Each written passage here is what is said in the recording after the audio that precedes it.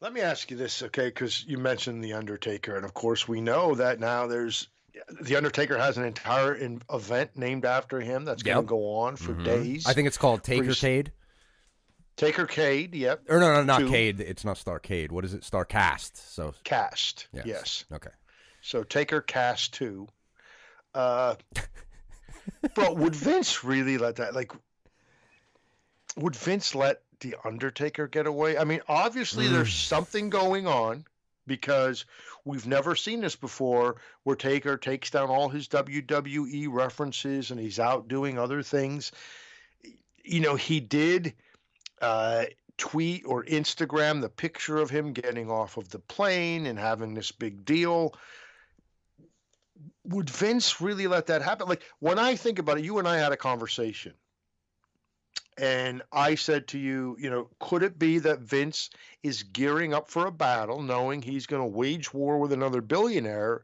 And could he be saying, look, I'm going to be spending money trying to sign all these guys to 5-year deals. Mm-hmm. I'm not going to be signing The Undertaker, Mark Calloway, to a 5-year deal. He just doesn't have that left in the tank. It's time for me to just cut ties with him and let him do his own thing. If the Undertaker, and obviously he wouldn't be the Undertaker in AEW, but if Outlaw Mark Calloway I love that. I love that idea.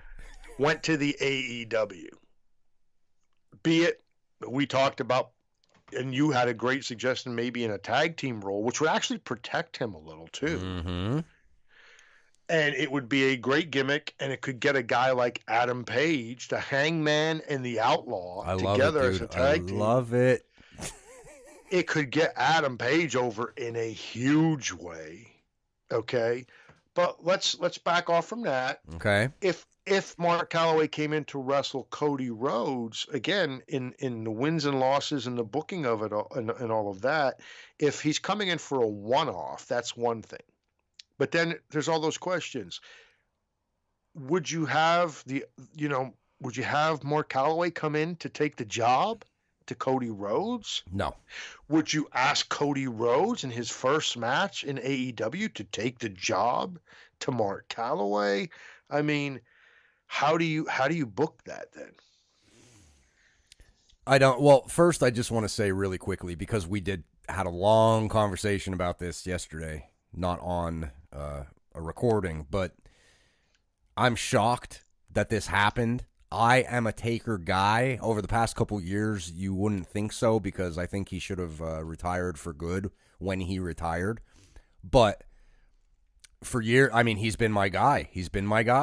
I love Austin. I love Brett. I love Hogan. I love the Warrior, all that stuff. Taker's my guy. So I am shocked that this is even a conversation, that this is a real conversation we're having. He will not be a part of WWE. It's amazing to me. But,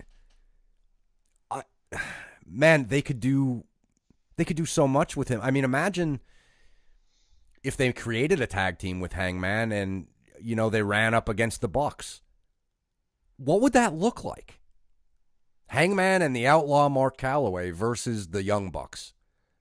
They could do so much. Whatever they do with him, it'll work, whether it's a singles or whatever. But let me throw this out at you, because I was looking at a lot of fan comments last night, some stuff on Twitter, some stuff on Dirt Sheets, and a lot of people are saying AEW is going to give us what Vince never did, Taker versus Sting. And the more I keep looking, the more I keep seeing it. If that's something, and I'm sure they're paying attention to social media too. If that's something that people want, they may just do it just to give it to them. As fans, it doesn't have to be a 20-minute match. It doesn't have to be the most epic match you've ever seen. Just the fact that they're giving it to the fans to etch it off in the history of pro wrestling, because we've never seen it. Maybe they would do it. So in your heart of hearts, does that sell right now? I think it does, just based on the fact that it's something that has never been done before. The picture of them standing toe-to-toe in darkness and smoke and pyro. Just that image, I think, to Tony Khan as a fan and a businessman. He may think to himself, you know what? I have the ability to do this. I'll get them both for a one-off. I will create that image in pro wrestling history. I think he would do it. Do we know where Sting is as far as his back and all that? Is No. he okay? Is he? I don't know. I don't know if he's still under contract to WWE. I have no idea. But boy, oh boy, you want to talk about a guy. Dude, there might be nothing more mishandled than the treatment of Sting. And everybody's going to go, oh, he's in the Hall of Fame. Vince put him in the Hall of Fame. He held out that long. He shows up, loses to Triple H, loses to Seth Rollins, and is never seen again. The guy is a freaking legend. He is a freaking legend. Well, they put him in the Hall of Fame. Yeah, and they also jobbed him out to Seth Rollins and Triple H. You want to talk about a mistreatment? Holy crap, bro. I mean, if Tony Khan can make that happen, just as a one-off, I would be in heaven. I don't even care what the match looked like. I don't care how old they are. I would be in heaven just to see it. One time. Again, looking at his Wikipedia page, it shows that it says that he is under contract to the WWE in a Legends deal. But it also, if you go down to, where it's cited, that deal was signed in 2014. Now, how long do those deals last? Are they year to year? Yeah, you don't know. Could it have been a 5-year deal because he came in previous to WrestleMania, right? That could be something. If it was a 5-year deal, that would be ending very shortly, or may have already ended days ago. Yeah. And the thing about that, dude, is like your question was, does that sell today? Right. I know why you're asking that, but if you look at it from the standpoint of the Attitude Era, just the Attitude Era, forget Sting's NWA history and all that stuff. It would be like company versus company, role versus role. It would be like Austin versus Goldberg. It would be like Hogan versus The Rock. It's the dark character versus the dark character. The main eventer, the legend. I mean, can you imagine seeing the Crow, Sting, come out and stand there watching The Undertaker walk down in the pyro? I mean, forget it, bro. Come on, forget it. They need to do it. So on March 20th, 2019, Steve Borden will turn 60 years old. Mm-hmm.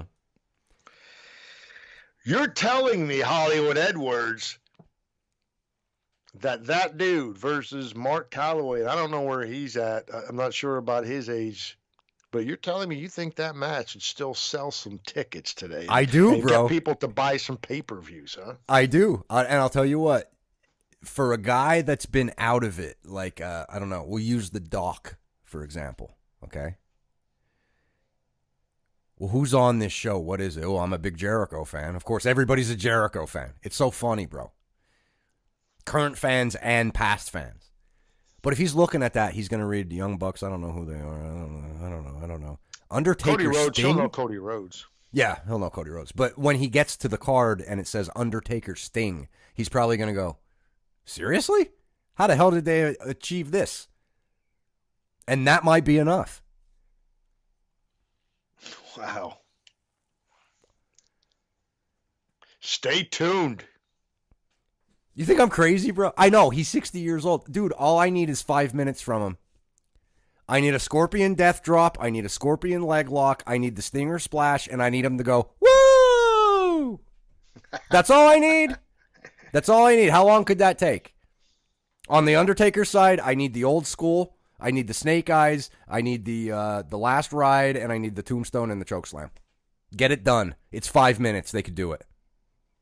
And who knows, bro? Who knows? There were guys like Bam Bam Bigelow that went to the ECW. And now he wasn't 60 years old. but he was kind of in that role. Like we've seen it time and time again where that old veteran will go to that outlaw company and you're like, what? How did that happen? And sure enough, they go and they use their experience and their ring generalship and they're helping the younger guys out, and it works.